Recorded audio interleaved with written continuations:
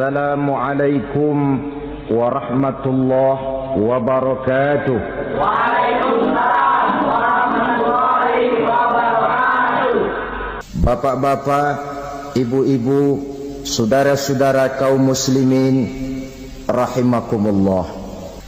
Setiap orang menginginkan kebahagiaan dan tidak seorang pun menginginkan kesengsaraan dalam kehidupan ini. Namun nyatanya tidak setiap orang yang ingin bahagia mengetahui jalan yang harus ditempuhnya untuk sampai kepada kebahagiaan itu.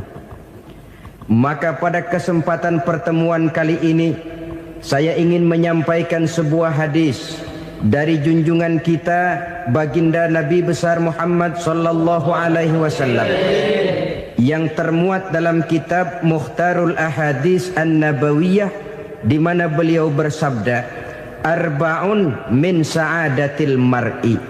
Ada 4 perkara yang merupakan tanda dari orang bahagia. Saya mau tanya, di antara saudara-saudara yang hadir di sini, apa ada yang kepengen jadi orang sengsara? Ya. Seluruhnya tentu ingin mendapatkan kebahagiaan. Maka menurut resep dari Nabi kita, tanda orang bahagia itu 4. Jadi kalau saudara ingin bahagia harus mempunyai 4 perkara ini. Yang pertama, orang bahagia itu kata Nabi, darun wasi'un. Punya rumah biar bagus asal gede. Enak ngaturnya. Daripada sudah punya rumah kecil, adanya di pinggir kali, gubuk, kalau hujan bocor, miring lagi, kiamat. Loh, kalau gitu Islam materialis dong. Hadis ini boleh diartikan dengan makna hakiki, arti yang sebenarnya. Boleh diartikan dengan makna majazi, arti kiasan. Kalau dia diartikan dengan arti kias, maka yang dimaksud darun wasi'un ay qalbun wasi'un. Rumah yang luas tidak lain daripada hati yang lapang. Karena di situ kunci kebahagiaan yang sebenarnya. Walaupun kita cuma tinggal di petak berukuran 2 kali 3 meter, kalau hati kita luas rasanya rumah itu. Tapi biar rumah kita halamannya saja puluhan ribu hektar, ada kolam renangnya, kamar tidurnya tidak lagi terhitung. Kalau hati yang menempati rumah itu sempit, maka akan terasa sempit jugalah rumah itu. Tempat bergantungnya tidak lain adalah hati. Marilah kita mencoba melihat berbagai pandangan orang tentang bahagia ini. Ada orang menyangka bahwa bahagia itu kalau dia mendapatkan harta yang sebanyak-banyaknya. Siapa yang banyak harta, dialah raja. Apa yang dia mau, seluruhnya bisa dibeli. Keamanannya, dia bisa menyewa petugas. Seluruh fasilitas untuk menyenangkan kehidupannya bisa dibeli. Pendeknya, hartalah segala-galanya dalam kehidupan. Sampai ada pepatah mengatakan, innad darahima fil amakini kulliha taksur rijala mahabatan wa jalala. Sesungguhnya harta, dinar, dirham, uang di mana-mana selalu bikin hebat orang yang memilikinya. Coba lihat, orang yang punya duit sama yang enggak punya duit, jangan gaya hidupnya, gaya jalannya aja lain. Wahia lisanun liman arada fasahatan, wahia silahun liman arada qitala. Uang adalah senjata yang paling ampuh bagi orang yang mau pergi perang, dan lidah yang paling fasih bagi orang yang mau bicara. Kalau bicara dengan lidah macet, cobalah bicara dengan harta, lancar. Sampai ada pepatah demikian, segalanya bisa diatur dengan harta. Maka di kalangan orang yang berpandangan semacam itu, seluruh kegiatan hidupnya hanya terfokus kepada bagaimana mengumpulkan harta yang sebanyak-banyaknya.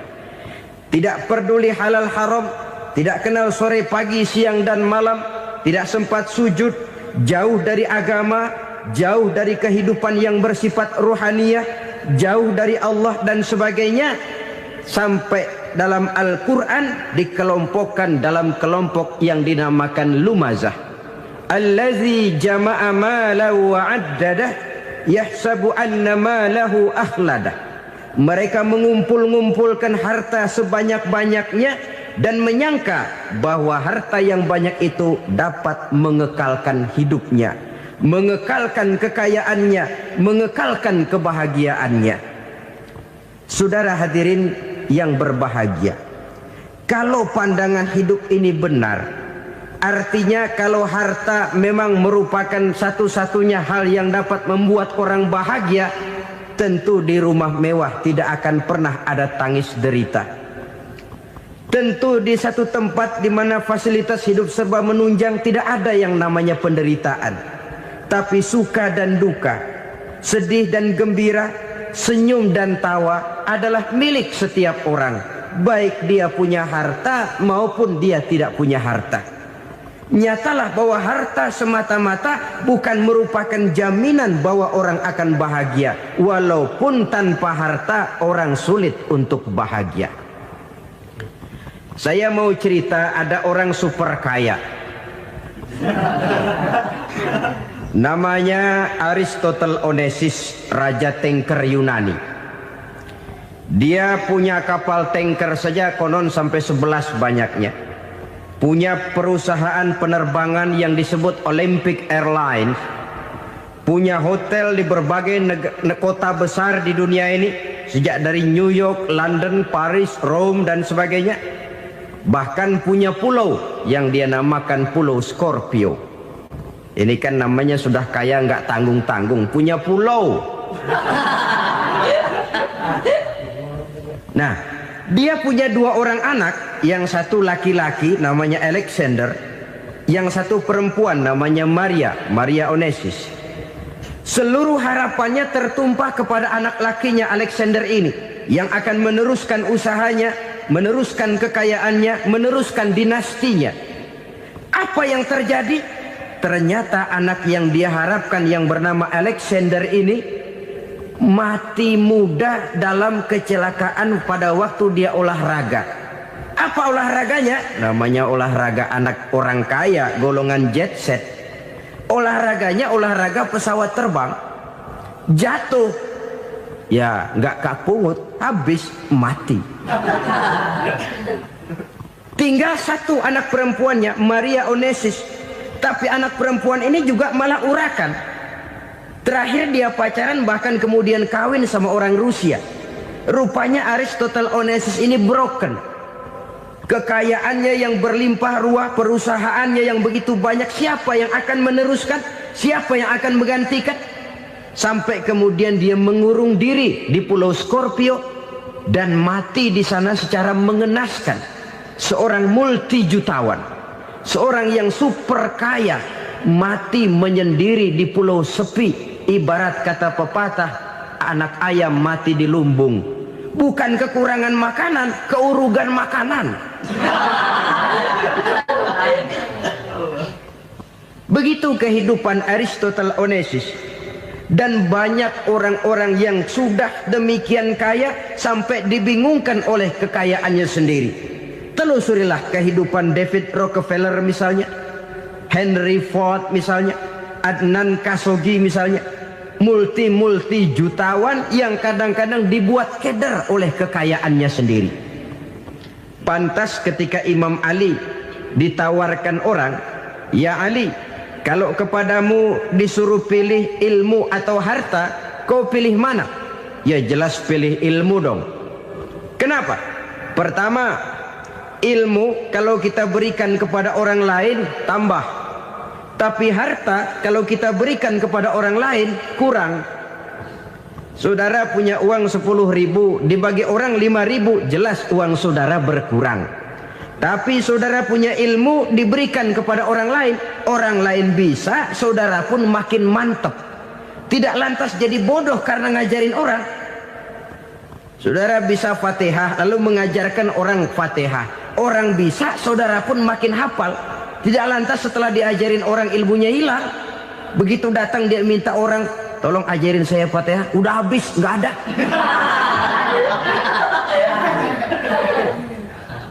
Yang kedua kata Imam Ali, ilmu menjaga kita. Kalau harta kita yang harus jaga. Makin banyak ilmu makin terpelihara diri seharusnya. Tetapi makin banyak harta makin bingung kita jaganya. Sampai kadang-kadang kalau perlu seluruh keliling rumah dipasangi alarm. Belum cukup disewakan anjing besar-besar, pasang di depan pintu, awas anjing galak. Masih belum cukup juga, cari centeng tukang-tukang kepruk jaga rumah. Masih terasa belum aman, padahal rumahnya dikelilingi tembok besar. Di balik tembok ada pintu-pintunya tebal. Di balik pintu itu terbuka masuk kamar, kamar pun ada pintunya, pintunya pun kuat. Masuk ke dalam kamar ada lemari, lemarinya pun pintunya kuat, dikunci, kuncinya pun kuat.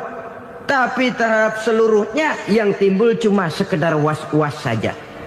Kesimpulannya sekali lagi, tanpa harta orang memang sulit untuk bahagia. Tapi harta semata-mata tidak merupakan jaminan orang akan bahagia.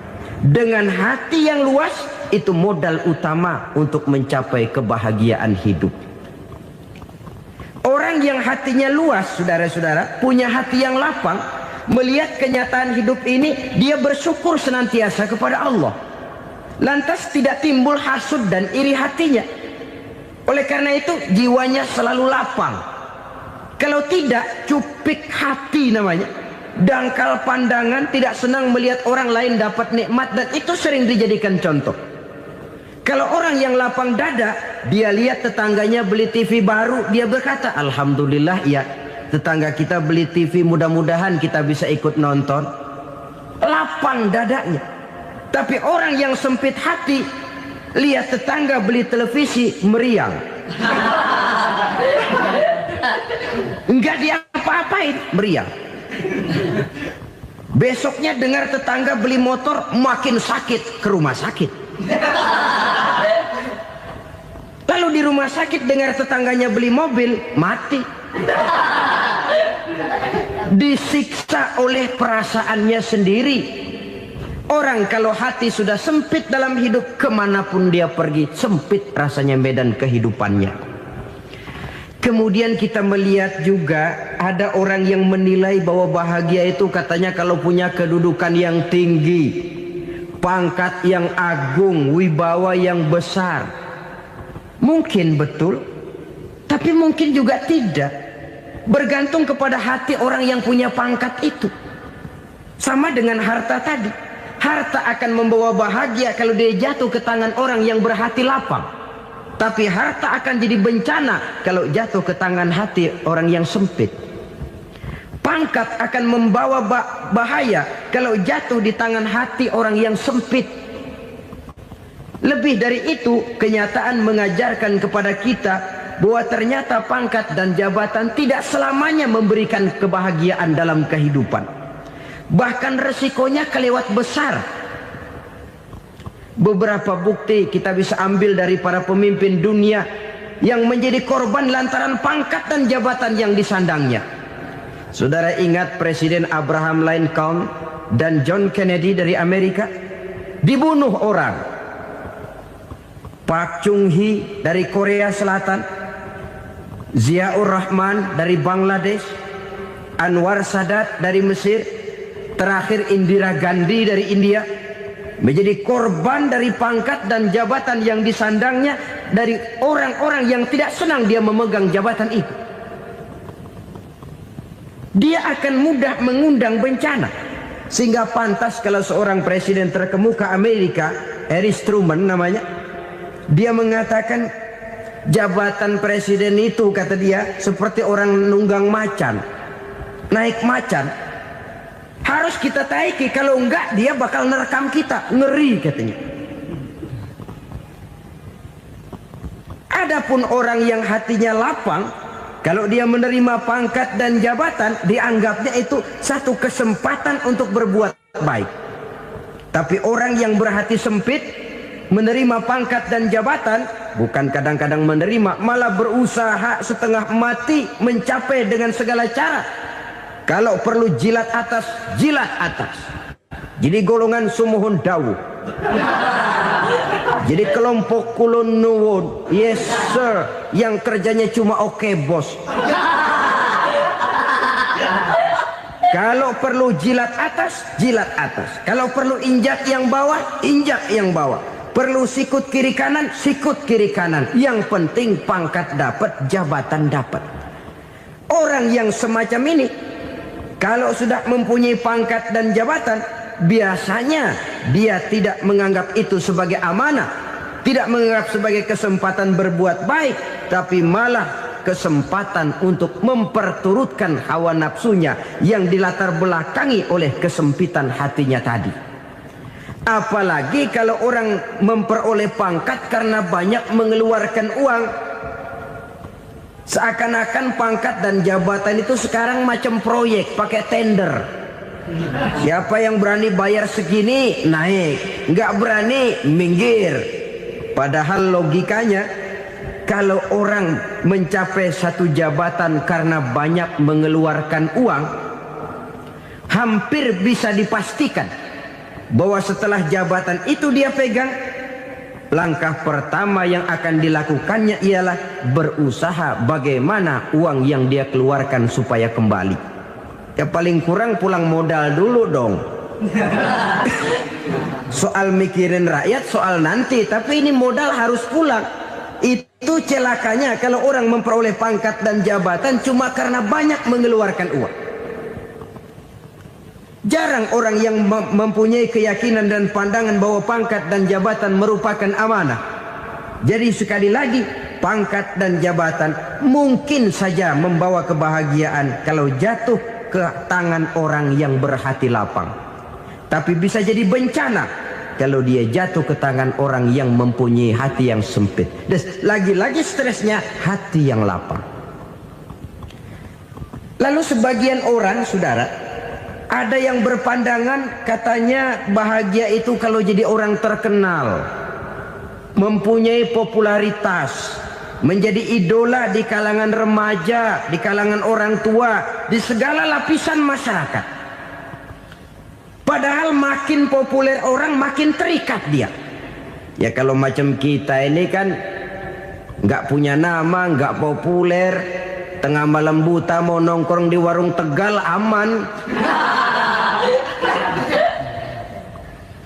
Tapi pangkat, jabatan, kedudukan, popularitas menyebabkan kita diikat dengan berbagai macam peraturan. Cuma mandi sama ke WC saja yang nggak dikawal.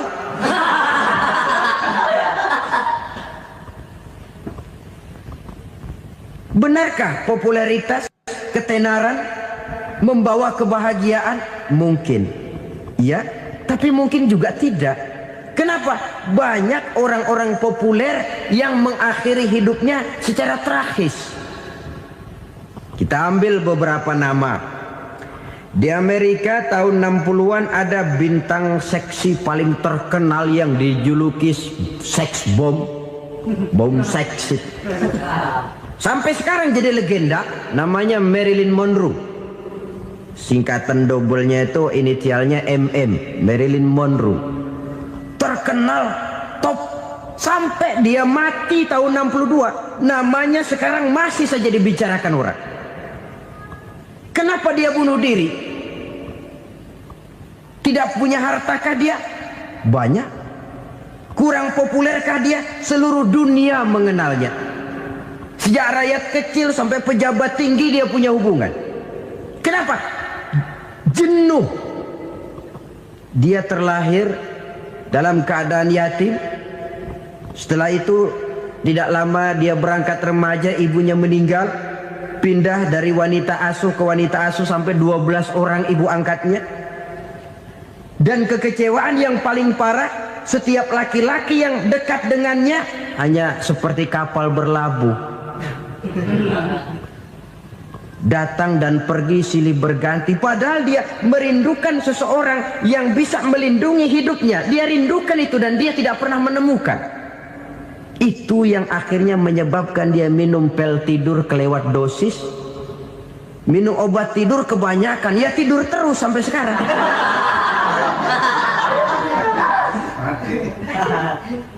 Dia mengakui, saya telah memiliki ketenaran, tapi saya tidak pernah hidup dalam ketenaran itu. Saya pandai main sandiwara, tapi saya ingin hidup dalam alam yang real sebagaimana umumnya orang. Itu yang dia rindukan. Menyusul jejak yang namanya Marilyn Monroe ini, Billie Holiday, saudara kenal tentu. Di rumah sakit dirawat. Dia juga minum obat overdosis, mati lagi. Jimi Hendrix minum obat tidur overdosis kelewat batas, mati lagi. Lalu yang menghanyutkan diri di danau, Janis Joplin dan Brian Jones. Ini orang-orang populer, orang-orang terkemuka yang mengakhiri hidup secara tragis, bukan karena tidak terkenal, mungkin karena sudah saking terkenalnya.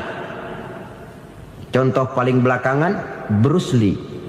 Wah, ini tukang-tukang kepruk tentu kenal siapa dia. Sampai sekarang pun tabir kematiannya masih merupakan misteri.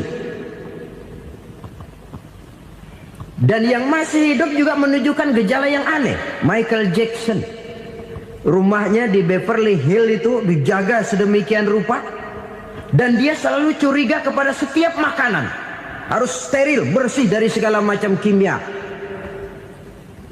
Kemana dia pergi, itu tukang-tukang kepruk sudah selalu menjaga dan mengawal, dan dia seakan takut menunjukkan mukanya yang asli. Hingga kalau tampil ke tengah di luar show, dia kadang memakai pakaian yang tidak menunjukkan dia yang sebenarnya, takut dikenali orang. Ternyata popularitas sering jadi momok yang meracuni kehidupan manusia. Oleh karena itu, benarlah junjungan kita pada saat beliau mengajarkan orang akan bahagia kalau dia mempunyai hati yang lapang. Nah, sekarang masalahnya untuk mendapatkan hati yang lapang, caranya bagaimana? Kita kembali kepada konsep Quran. Allah mengajarkan, ala inna bi dzikrillahi tatmainnul qulub. Ketahuilah bahwa dengan banyak mengingat Allah, hati akan tenang, jiwa akan lapang. Dengan kata lain, dekat dengan agama, merasakan kehadiran Allah dekat dalam hidup. Itu muara pertama untuk mencapai hati yang lapang. Ala inna bi dzikrillahi tatmainnul qulub. Jangan macam orang sekarang ingin mendapatkan ketenangan lalu tapak di puncak gunung, di gua-gua, di tempat sepi. Iyalah kalau nggak ada ular. Kalau tergigit ular berbisa, ketenangan belum, mati jelas itu. Islam positif untuk mendapatkan ketenangan. Ala inna bi dzikrillahi tatmainnul qulubi.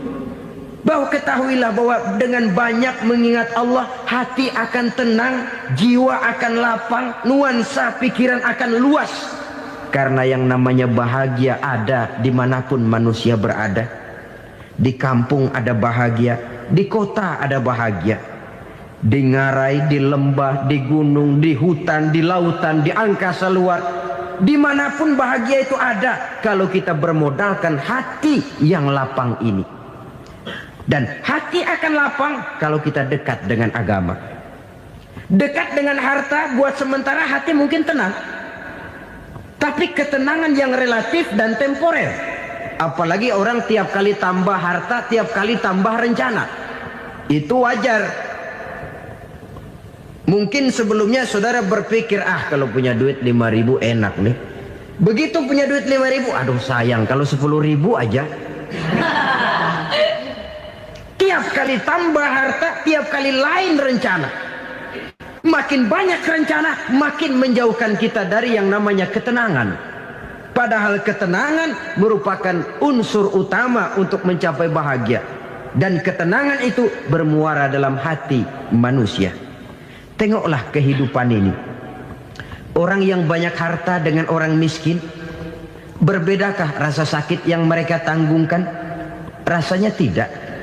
Walaupun si kaya tidur di kasur empuk berselimutkan sutra mahal, sementara si miskin meringkuk di balai bambu yang keras dan kasar. Apabila maut datang, dia juga tidak pernah pilih bulu. Maut datang menjemput si kaya di singgasana keemasannya, dikelilingi oleh para pengasuh, dayang dan inang serta para pengawal. Dan maut pun datang menjemput si miskin papa, sehingga ia tergelepar di tepian jalan.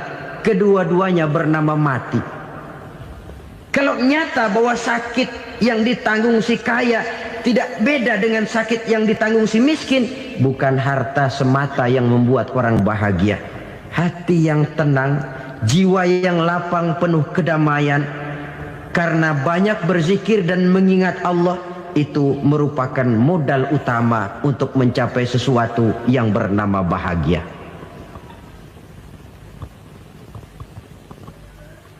Saudara hadirin yang saya hormati, inilah yang pertama dari 4 ciri yang digambarkan oleh Nabi tentang tanda-tanda orang bahagia. Dan harus berangkat dari yang pertama ini, hati yang lapang. Ini yang harus kita miliki lebih dahulu, baru nanti akan menyusul kepada poin yang ketiga, kedua dan selanjutnya. Sebab kalau hati sudah terisi dengan jiwa yang lapang, seluruh persoalan insya Allah akan bisa kita atasi dengan sebagaimana mestinya. Yang kedua sekarang, tanda orang bahagia menurut baginda Nabi, markabun syariah. Orang bahagia itu, kata beliau, punya kendaraan biar cepat asal lancar. Artinya kemana dia mau pergi mudah. Apa maksud hadis ini? Kalau kita kaji lebih dalam, kendaraan itu kan alat transportasi. Transportasi tidak lain adalah usaha memudahkan komunikasi. Pindah dari situ kepada teori bahwa manusia adalah zon political, makhluk bermasyarakat yang tidak bisa memenuhi kebutuhan hidupnya secara sendirian. Kita memerlukan keberadaan orang lain dalam kehidupan ini. Untuk memakai baju saja kita sudah perlukan petani yang tanam kapas, pabrik yang memintal kapas jadi benang, pabrik yang menenun benang jadi kain, sampai kepada mesin jahit, sampai kepada tukang jahit. Itu cuma untuk memakai pakaian saja. Tidak seorang pun di antara kita yang sanggup memenuhi kebutuhan hidupnya secara sendiri. Kita perlu orang lain. Maka kebebasan dalam arti mutlak, kebebasan tanpa batas, itu tidak mungkin ada dalam kehidupan. Karena kita mengadakan yang disebut interaksi sosial. Setiap kegiatan kita tentu melibatkan orang lain. Menurut kita barangkali kita bebas jalan di jalan raya semaunya, tapi orang lain berkendaraan pun merasa bahwa ini ada juga jalan haknya, dan begitu selanjutnya. Oleh karena itu, maksud dari kendaraan yang cepat ini adalah khulata'uhu ma'as solihin. Lingkungan pergaulannya terdiri dari orang-orang soleh. Pergaulannya luas. Kemana dia pergi ada temannya. Kesulitannya ada tempat dia cerita. Dan kesulitan kalau sudah diceritakan kepada orang lain, taruh kata orang itu tidak bisa menolong, namun menceritakannya kepada orang yang kita percayai, kan paling kurang sudah mengurangi beban jiwa, mengurangi tanggungan batin, merasa masih ada tempat kita cerita. Maka lebih baik orang awam yang mau bergaul ketimbang orang setengah alim tapi ngunci pintu. Sebab nantinya akan timbul sikap picik, cupik pandangan, dan tidak luas menghadapi kenyataan dalam kehidupan ini. Namun yang harus kita garis bawahi, pergaulan memang mesti luas. Namun jangan sekali-kali lupa bahwa pergaulan sangat besar pengaruhnya dalam ikut membentuk kepribadian manusia. Sehari-hari bisa kita bilang, kalau kita dekat sama tukang minyak wangi, sekalipun nggak dibagi minyaknya, baunya tentu dapat. Betul? Tapi dekat sama tukang elas, walaupun nggak kena apinya, asapnya mesti kena. Kalau Syauqi mengatakan lebih jelas lagi, man asyaral asrafa asya musyarrafan wa muasyiral anzali ghairu musyarrafin. Awalam taral jildal hakira muqabbalan bisagri lamma sara jildal mushaf. Siapa yang bergaul dengan orang mulia, dia bakal ikut menjadi mulia. Tapi siapa yang berteman dengan orang hina, dia tidak bakal ikut menjadi mulia. Tidakkah kau lihat, kata Syauqi, kulit kambing yang hina pun dicium orang ketika menjadi kantong Quran. Kulit kambing hina, kalau dia sendirian gak ada yang mau cium.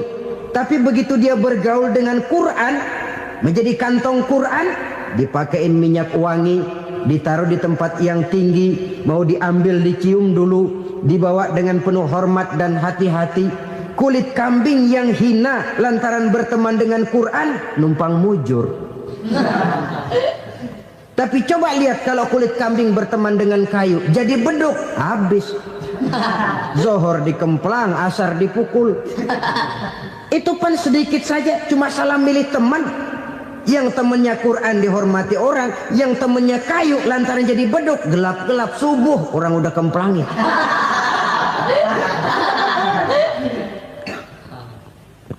Maka terutama kepada adik-adik remaja yang masih mencari identitas diri, yang ibarat kaset masih kaset kosong, mudah diisi oleh apapun, pandai-pandailah memilih teman dalam bergaul. Karena banyak orang yang tadinya baik-baik, ketika terseret dalam pergaulan dengan orang yang tidak baik, kebaikannya menjadi lentur dan luntur. Tapi berapa banyak bajingan-bajingan tengik, orang-orang yang berlumur noda dan dosa, tiap hari melakukan maksiat, namun bergaul dengan orang yang baik-baik, pada akhirnya sedikit demi sedikit beringsut dan berangsur dia terbiasa mengikuti kebaikan-kebaikan. Saya tekankan ini kepada remaja karena mereka masih mencari identitas diri. Apa yang mereka lihat mereka mau, apa yang mereka dengar mereka ingin tahu. Coba lihat kehidupan remaja. Pulang nonton film Rambo, pengen jadi Rambo, gagah, maunya belekai melulu. Pulang nonton film Superman, pengen bisa terbang. Pulang nonton India, nyanyi melulu. Wajar, mereka masih mencari identitas diri. Saya ini sebenarnya siapa? Lingkungan, pergaulan akan membentuk itu. Karena itu pandai-pandailah bergaul, karena ia sangat besar pengaruhnya dalam ikut membentuk kepribadian manusia. Apalagi sifat yang jelek lebih cepat menularnya ketimbang sifat yang baik. Sifat yang baik, watak yang soleh itu lambat sekali untuk menular. Tapi yang tidak baik, kan prosesnya mah kalau remaja biasanya mula-mula dengar. Karena dengar lalu pengen tahu. Karena pengen tahu lalu ngeliatin. Begitu ngeliatin kan pengen nyobain. Setelah nyobain ketagihan. Nah, ini prosesnya. Yang namanya ganja, morfin, narkotik awalnya kan begitu.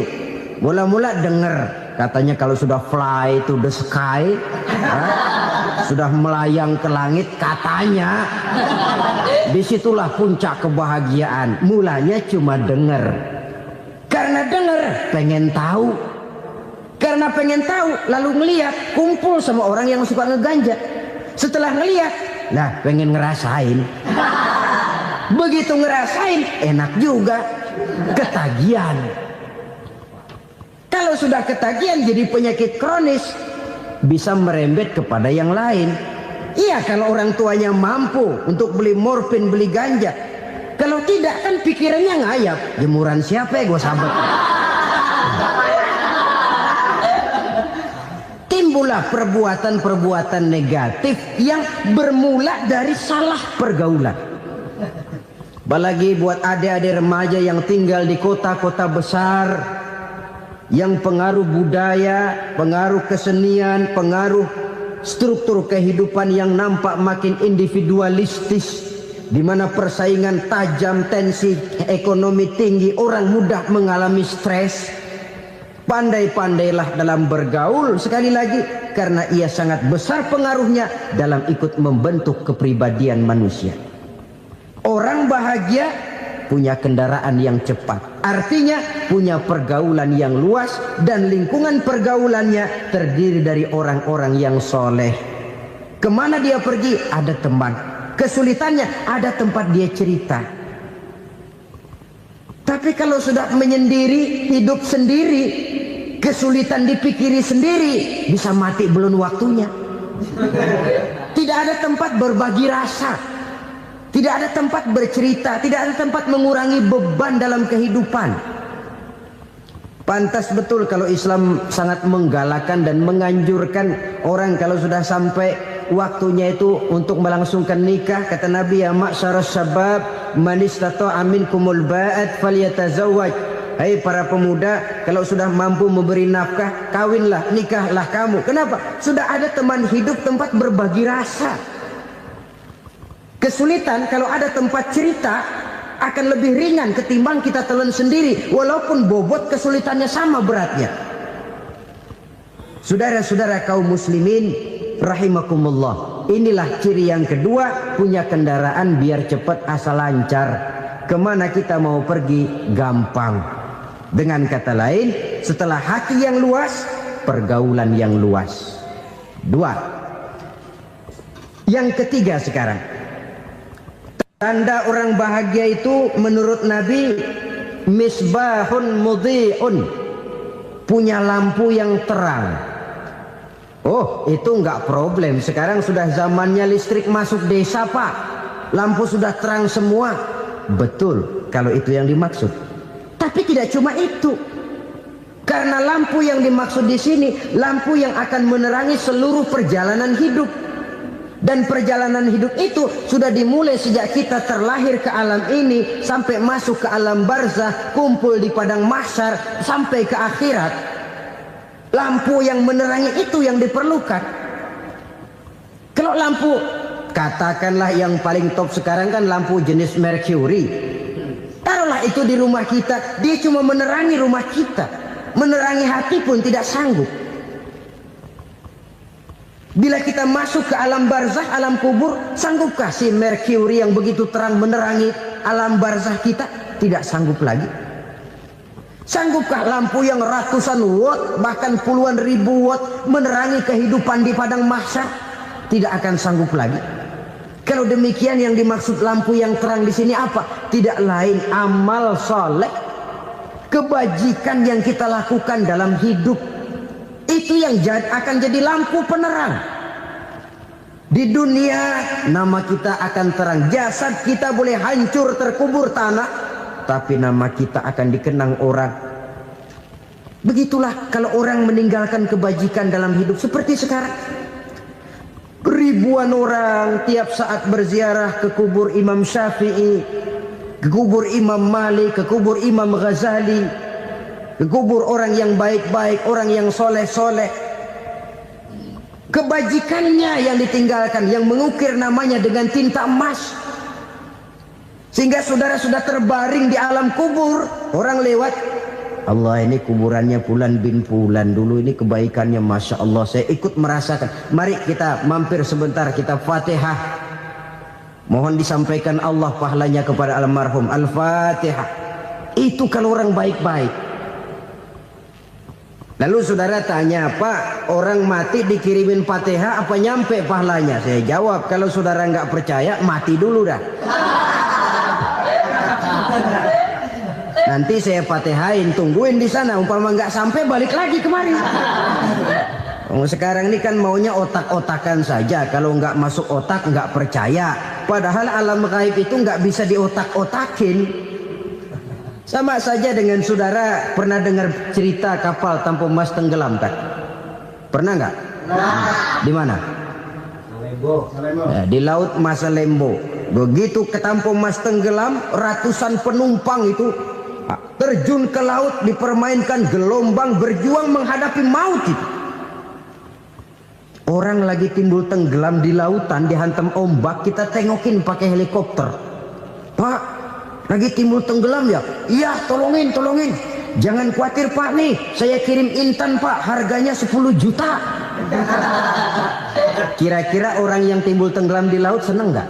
Tidak. Kan mahal toh intan 10 juta. Kenapa dia nggak senang? Karena intan 10 juta dalam kondisi seperti itu tidak sanggup menyelamatkan dia. Dia akan girang kalau dikirimin ban mobil bekas, dikirimin papan terentang atau bambu. Intan yang 10 juta dia nggak girang. Ban mobil bekas yang 1000 perak, tuh pegang, itu yang dia girang betul. Inilah sebabnya Nabi berkata, mal mayyitu fi qabrihi illa kal ghariqil mutaghawwis. Orang yang meninggal di alam kuburnya seperti orang timbul tenggelam di lautan. Yantaziru da'watan min ahli, menunggu doa dari keluarganya yang masih hidup. Duh, bapak saya sudah meninggal, saya sayang benar sama dia. Kirimin kulkas ke kuburannya Itu sama saja dengan tadi orang tenggelam di lautan dikirimi intan yang harganya 10 juta, tidak sampai. Begitulah kalau kebajikan yang kita tinggalkan dalam hidup, sudah mati pun kubur kita masih diziarahi orang. Tapi kalau jahat yang kita tinggalkan, boro-boro lah orang mau doa lewat dekat kuburan kita juga serem. Tuh bajingan no, dulu mati dipendem di situ tuh. Jangan lewat situ, ntar kesurupan, jangan. Lewat saja orang ngeri. Konon lagi membacakan Fatihah dan mengirimkan doa. Hidup pada hakikatnya adalah kesempatan untuk berbuat baik. Maka sekali kesempatan itu diberikan, manfaatkan dengan sebaiknya. Sebab kesempatan kedua tidak akan pernah ada. Kesempatan berbuat baik di sini, di akhirat sudah pembalasan namanya. Sekali kesempatan itu dicabut, dia tidak akan pernah dikembalikan lagi. Kata Iqbal, hidup tidak mundur ke belakang, Bung. Berhenti diinjak orang, mundur hancur. Tidak ada kata mundur dalam hidup ini. Berhenti diinjak orang, mundur kecebur. Tidak ada kata lain. Harus maju dalam kehidupan, dalam artian yang positif. Hidup adalah kesempatan untuk mengumpulkan kebajikan yang sebanyak-banyaknya. Di situ nilai daripada manusia. Sekarang ini memang nggak kelihatan kok, orang yang banyak pahala sama yang banyak dosa nggak kelihatan kok. Barangkali kalau habis bikin dosa palanya pada benjol, mungkin orang takut sama dosa. Tapi sekarang sama saja, orang yang banyak dosa dengan yang nggak banyak dosa jalan bareng dari belakang, sama, nggak kelihatan beda. Tapi ada waktunya di mana pahala memegang peranan, di mana dosa diperlihatkan. Sama saja kalau kita bawa mobil siang, lampu kan nggak begitu berfungsi. Apa lalu bilang, alah ini lampu berat-beratin, copot-copotin aja dah. Tidak perlu begitu. Kenapa? Pada suatu saat malam senja akan datang. Bila matahari terbenam, senja pun datang, gelap mulai merayap, disitulah baru terasa perlunya lampu. Pahala begitu. Sekarang orang yang nggak ada pahalanya nggak kelihatan dalam kehidupan. Tapi pada suatu saat senja kehidupan akan datang. Ajal merenggut nyawa, malam merayap, dan hidup mulai diliputi kegelapan di alam barzah. Dikala itu kalau nggak punya lampu, alangkah malangnya kita. Sebab amal yang baik, kata Nabi, di alam barzah itu akan diciptakan menjadi perempuan yang cantik menemani kita. Amal yang jahat akan menjadi orang yang paling jelek nemenin kita. Sudah di tempat gelap yang nemenin jelek.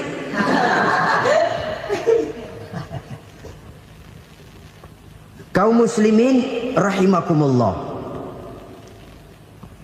Kalau demikian masalahnya, tergantunglah kita pandai memanfaatkan waktu. Al-waktu kasayf, waktu itu cepat sekali. Yang namanya waktu itu tahu-tahu.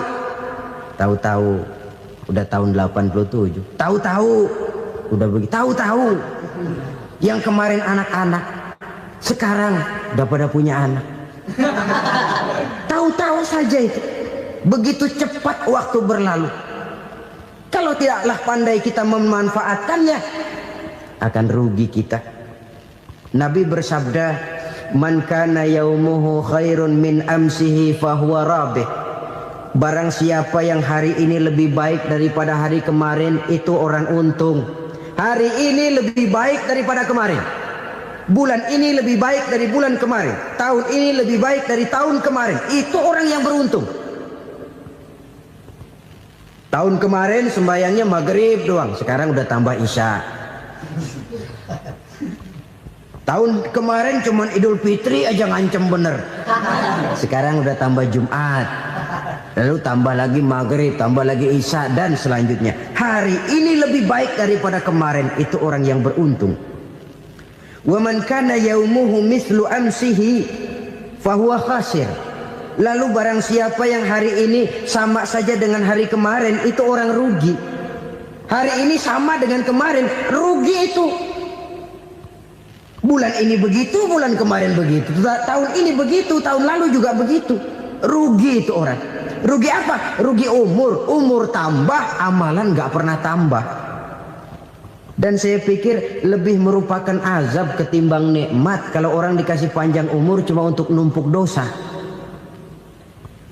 Mending mana? Panjang umur banyak dosa sama pendek umur dikit dosa? Mending mana? Mending mana? Ya, paling mending tentu panjang umur banyak pahala. Tapi kalau tidak, sekali lagi, lebih merupakan azab ketimbang nikmat kalau orang diberikan panjang umur tapi cuma untuk sekedar menumpuk dosa.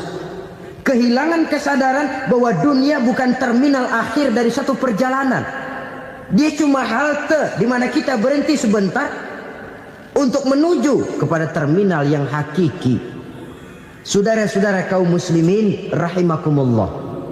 Inilah lampu yang akan menerangi kehidupan. Amal yang kita lakukan di dalam kehidupan. Jadi yang dimaksud dengan lampu yang terang, kebajikan yang kita kerjakan dalam hidup. Nah, setiap orang di awal tadi saya bilang ingin bahagia. Bahagia itu kan hakikatnya kumpulan senang dan selamat. Senang, selamat. Apa bedanya?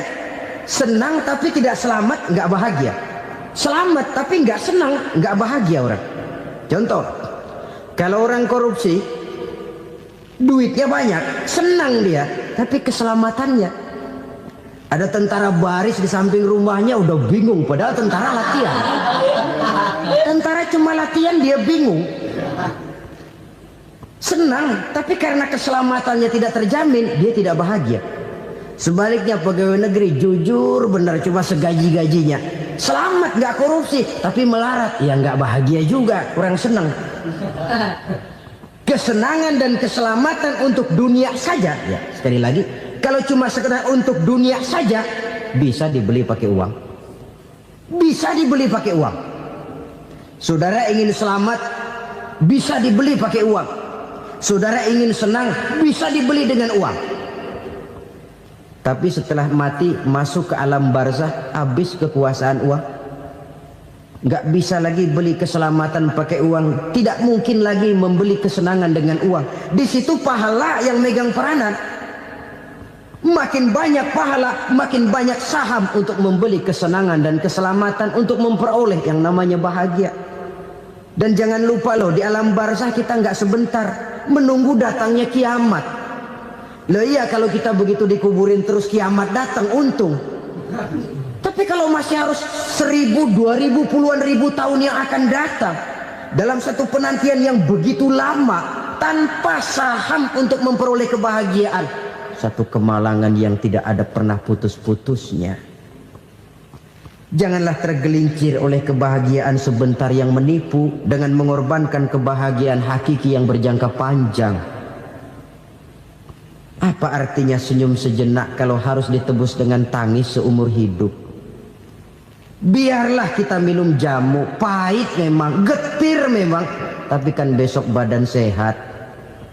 Daripada sekarang minum sirup, manis memang, enak memang, tapi bibir pada jontor besoknya.